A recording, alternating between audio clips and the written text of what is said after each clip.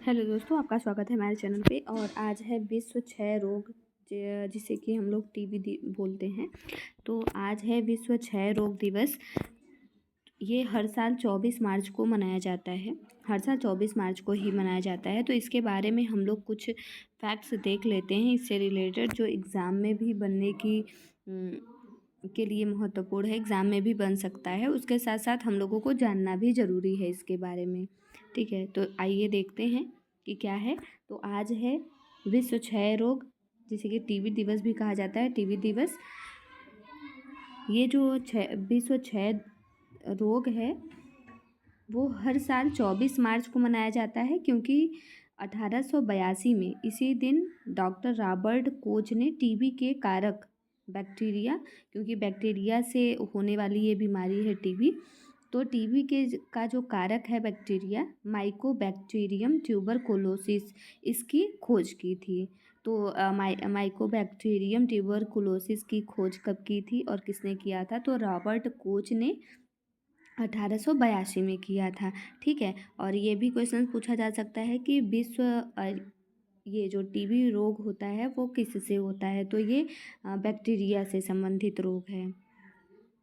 चलिए आगे देखते हैं कि इस खोज ने टीबी के निदान और इलाज के लिए नए रास्ते खोले।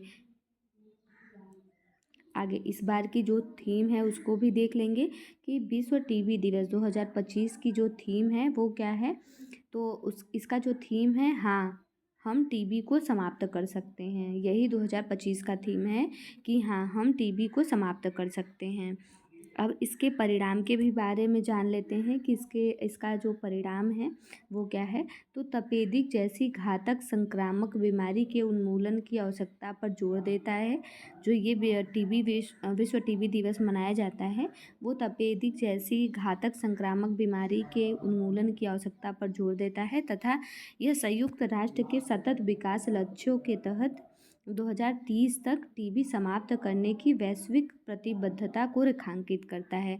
तो इससे एक क्वेश्चन ये भी बन सकता है कि एसडीजी के तहत 2030 तक टीबी समाप्त करने की वैश्विक प्रतिबद्धता को रेखांकित किया गया है। मतलब टीबी को कब तक समाप्त किया जा सकता है, किया जाने का लक्ष्य रखा है एसडीजी में, तो वह 2030 तक रखा गया है। ठीक है, नेक्स्ट इसके बारे में जान लेते हैं कि टीबी या फिर क्षय रोग है क्या।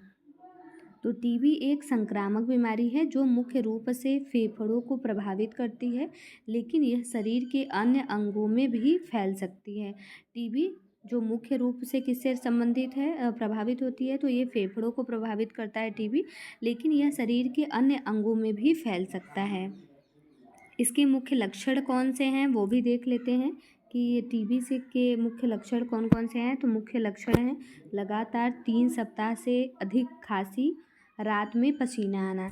अगर लगातार 3 सप्ताह से अधिक खांसी आ रही है और रात में पसीना भी आ रहा है तो आप डॉक्टर को भी संपर्क कर लीजिएगा, क्योंकि ये सारे लक्षण हैं। तो देख लेते हैं कि लगातार 3 सप्ताह से अधिक खांसी, रात में पसीना आना, खांसी में खून आना, जैसे खांसी आप कर रहे हैं तो उसमें खून आना, तेज वजन घटना, मतलब जल्दी से वजन घटना, बुखार, उसके साथ साथ बुखार और अत्यधिक थकान होना। ये सब किसके लक्षण हैं? तो टीबी के लक्षण हैं। क्या क्या लक्षण हैं एक बार जान लीजिए। तो लगातार 3 सप्ताह से अधिक खांसी आना, रात में पसीना आना, साथ में खांसी में खून आना और तेज वजन घटाव, तथा उसके साथ बुखार और अत्यधिक थकान होना। ये सब टीबी के लक्षण हैं।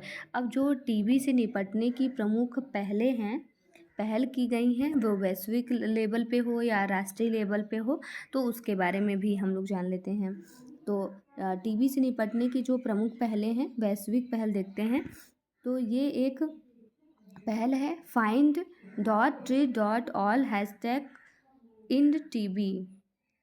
ये किसके द्वारा? तो ये WHO के द्वारा ग्लोबल फंड और स्टाफ टीबी पार्टनरशिप की किस संयुक्त पहल है। WHO, ग्लोबल फंड और स्टॉप टीबी पार्टनरशिप की संयुक्त पहल है। कौन सी पहल? तो ये है find.treat.all #IndTB। इसको भी ध्यान रखिएगा, इम्पॉर्टेंट है। उसके साथ साथ ग्लोबल ट्यूबरकुलोसिस रिपोर्ट WHO द्वारा जारी की जाती है। तो अगर पूछा जाए कि ग्लोबल ट्यूबरकुलोसिस रिपोर्ट किसके द्वारा जारी की जाती है, तो WHO के द्वारा जारी की जाती है। नेक्स्ट, इंड टीबी योजना 2023 से 2030 तक के लिए रखा गया है। इंड टीबी योजना 2030 तक टीबी उन्मूलन के लिए कार्य योजना और वित्तीय रणनीति है, इंड टीबी। उसके साथ संयुक्त राष्ट्र SDG 3.3 वैश्विक स्तर पर टीबी उन्मूलन के लिए WHO और UN का संकल्प है। तो ये कौन सी थी? ये तो मुख्य वैश्विक पहल जो था वो था कौन सा?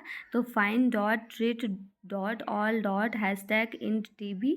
उसके साथ साथ WHO के द्वारा ग्लोबल ट्यूबरकुलोसिस रिपोर्ट भी निकाला जाता है। उसके साथ साथ इंड टीबी योजना भी 2023 से 2030 तक लागू है। उसके साथ साथ संयुक्त राष्ट्र SDG 3.3 भी WHO और UNO के द्वारा संकल्पित है।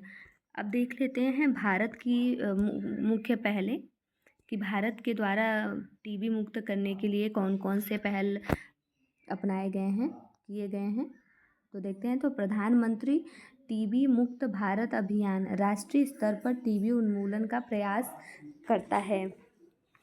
कौन सा? तो प्रधानमंत्री टीबी मुक्त भारत अभियान राष्ट्रीय स्तर पर टीबी उन्मूलन का प्रयास करता है। उसके साथ साथ राष्ट्रीय रणनीतिक योजना 2017 से 2025 टीबी नियंत्रण के लिए भारत सरकार की रणनीति है। उसके आगे टीबी हारेगा और देश जीतेगा अभियान जागरूकता बढ़ाने की पहल, एक कैंपेन भी चालू किया गया है इसके लिए, टीबी के लिए। तो वो उसका स्लोगन क्या है? तो टीबी हारेगा और देश जीतेगा। इसके अंतर्गत भी इस कैंपेन के द्वारा भी टीबी के प्रति जागरूकता लाई जा रही है। उसके साथ साथ निश्चय पोषण योजना टीबी मरीजों को पोषण सहायता प्रदान करता है।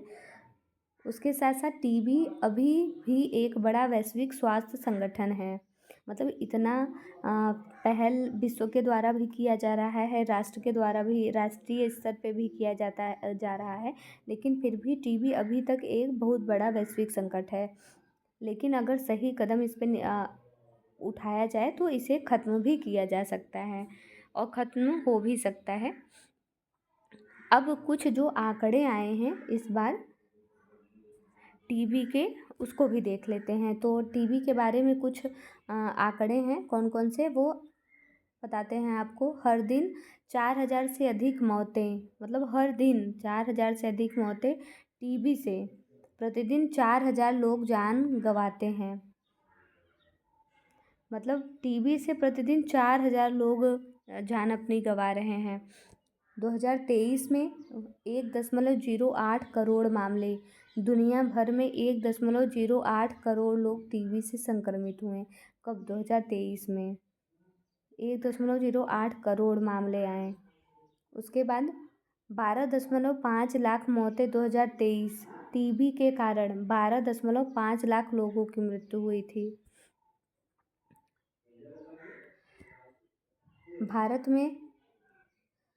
भारत में सर्वाधिक मामले, भारत में दुनिया के सबसे अधिक टीबी मरीज हैं। मतलब भारत में अगर मरीज कहा जाए तो सबसे अधिक टीबी के मरीज हैं। लगभग 27% वैश्विक टीबी केस भारत में हैं। मतलब विश्व में अगर कहा जाए तो विश्व से अगर रिलेट करेंगे तो विश्व का 27% टीबी केस भारत में आता है। आगे देखते हैं। 2000 से अब तक 7.9 करोड़ लोगों की जान बचाई गई वैश्विक टीबी नियंत्रण के प्रयासों से। मतलब ये जो पहल है राष्ट्रीय और वैश्विक स्तर पे, उससे अब तक 2000 से लेके अब तक 7.9 करोड़ लोगों की जान बचाई गई है। उसके साथ HIV से ग्रसित 16% मरीजों की मौत टीबी से होती है, कमज़ोर इम्यूनिटी के कारण। HIV से जो ग्रसित है उनकी इम्यूनिटी तो वीक रहती है, तो उससे उनमें टीबी की भी शिकायत देखी जाती है। तो इससे 16% जो HIV के मरीज़ हैं उनकी मौत टीबी से होती है।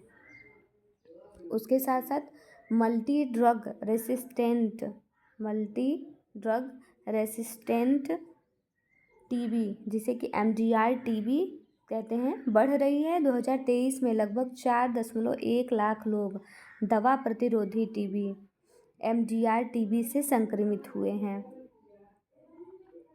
उसके बाद देखते हैं कि 2030 तक टीबी उन्मूलन लक्ष्य, WHO और संयुक्त राष्ट्र का लक्ष्य टीबी को 2030 तक पूरी तरह खत्म करना है। मतलब WHO और संयुक्त राष्ट्र का जो लक्ष्य है वो टीबी को 2030 तक पूरी तरह से खत्म करना है। तो ये रहा टीबी से संबंधित कुछ फैक्ट्स। तो आप लोग इसको एग्ज़ाम के व्यू से भी पढ़ेंगे, क्योंकि क्वेश्चंस इससे रिलेटेड आ भी सकता है। उसके साथ साथ अपने जानकारी के लिए भी इसको पढ़ेंगे। और ये लक्षण भी आप लोग देख लीजिएगा कि कौन कौन से हैं। उसके साथ साथ जो ये कब तक समाप्त होने का लक्ष्य रखा गया है उसको भी, इसकी थीम याद रखिएगा। हाँ, हम टीबी को समाप्त कर सकते हैं। और ये किस बैक्टीरिया से होता है, मतलब ये टीबी की बैक्टीरिया का क्या नाम है, तो माइकोबैक्टीरियम ट्यूबरकुलोसिस।